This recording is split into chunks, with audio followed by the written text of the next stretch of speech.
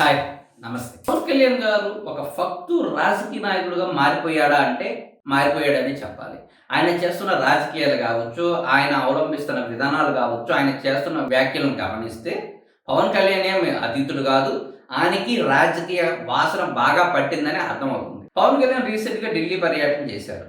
ఆ పర్యటనలో అదానీ విషయంపై కొన్ని కీలక వ్యాఖ్యలు చేశారు. అదేమిటంటే బంగ్లాదేశ్‌కి అదానీ విద్యుత్ సప్లై చేస్తారు.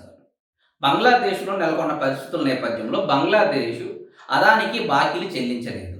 బాకీలు చెల్లించిన కారణంగా విద్యుత్ ఆపేస్తానని చెప్పి అదానీ నోటీసులు ఇచ్చారు.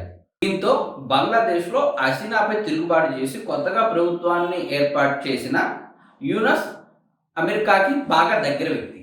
అమెరికాతో సన్నిహిత సంబంధాలు కలిగిన వ్యక్తి.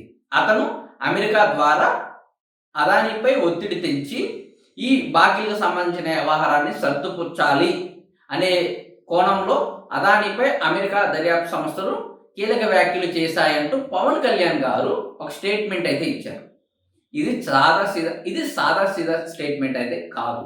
ఒక రకంగా జగన్మోహన్ రెడ్డిని వెనకేసుకొని వచ్చిన స్టేట్మెంట్ ఇది. ఒక రకంగా అదానీ తప్పు లేదు, అదానీ సచ్యుడు అనే స్టేట్మెంట్ ఇచ్చాడు పవన్ కళ్యాణ్.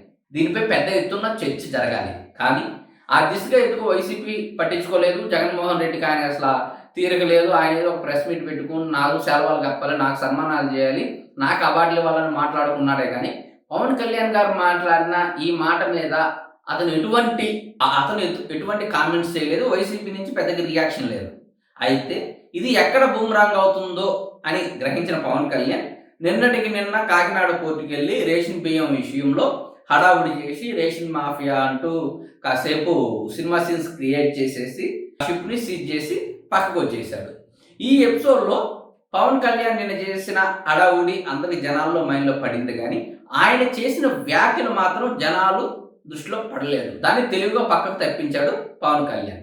ఈ సంఘటన చూస్తే పవన్ కళ్యాణ్ ఎంత నైస్గా కవర్ డ్రైవ్ చేశాడో, ఎంత నైస్గా ఆ వివాదం నుంచి బయటపడ్డాడో, ఎంత నైస్గా రాజకీయాన్ని మార్చాడో అర్థం చేసుకోవచ్చు.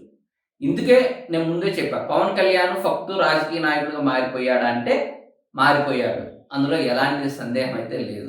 రీసెంట్గా ఢిల్లీ పర్యటనకి రాష్ట్ర అభివృద్ధి కంటే కూడా రాబోయే రోజుల్లో వస్తున్న రాజ్యసభకు సంబంధించిన ఎంపీ సీట్లో తన పార్టీ తరపు నుంచి తన అన్నగారు అయినటువంటి నాగబాబు గారిని రాజ్యసభకు పంపించాలని ఆలోచనలో ఉన్నారు. దానికి సంబంధించిన పర్మిషన్ కోసం, దానికి సంబంధించిన ప్రక్రియ కోసం ఆయన ఢిల్లీ వెళ్ళి వచ్చాడు. ఆయన ఢిల్లీ వెళ్ళి ప్రధాని మోడీ, అమిత్ షాతో కొందరు కీలక పెద్దలతో మంతనాలు జరిపారు. అదే సమయంలో ఢిల్లీలోని తెలుగు రాష్ట్రాల ఎంపీలకు, మంత్రులకు, బీజేపీకి దగ్గరకు ఉండే వ్యక్తులకి ఆయన ఒక విందు ఏర్పాటు చేశారు. ఆ విందు కూడా భారీ స్థాయిలో జరిగింది. తెలుగుదేశం ఎంపీలు, బీజేపీ ఎంపీలు, జనసేన ఎంపీలు, తెలంగాణ బీజేపీ ఎంపీలు అందరూ హాజరయ్యారు. పవన్ కళ్యాణ్ గారు ఢిల్లీలో తన పవర్ ఏంటో మరోసారి నిరూపించుకున్నారు. ఈ ఎంటైర్ ఎపిసోడ్ గమనిస్తే పవన్ కళ్యాణ్ గారు రాజకీయంగా గట్టిగానే అడుగులేస్తున్నారు. అందులో ఎలాంటి సందేహం లేదు. అదే సమయంలో కూటమి ప్రభుత్వంలోని కీలక భాగస్వామి అయినటువంటి టీడీపీ కూడా పవన్ కళ్యాణ్ విషయంలో కొంచెం జాగ్రత్తగా వ్యవహరించాల్సిన సమయం అయితే వచ్చింది.